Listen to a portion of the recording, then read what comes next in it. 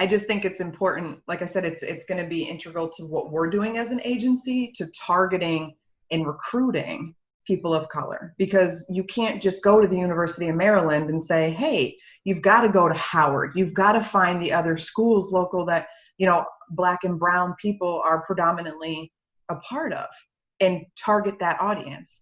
You're not going to get what you're looking for if you don't change your means of how you're doing it. And I think that's the piece we've been missing. We talk so much good stuff about the agency, and we do so much good.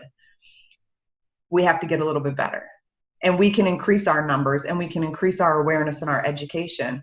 No problem. We just have to take the necessary steps. And I think you coming in and giving this information to us is definitely going to help us steer the cart into the direction we need to go to make those changes happen. So when we say we are a diverse organization, we can stand so firmly behind it. And we can right now. The numbers will show you, but people's perceptions about how they feel that the organization needs to match those numbers. Wow. That's always been important to me, right? It's like you said, the perception is that's your reality. That's so, right. If our Black and brown staff don't feel like there isn't bias, or they feel like they have the same opportunities as the white staff, then we've done it. Right. So it's not just enough to hire and create the diverse workforce, but how do we empower that same subculture to rise to the occasions of everybody else and give those opportunities? So I'm pumped, because I really think that this has been long necessary. And I can give you a host of other places I think you need to go and do this training.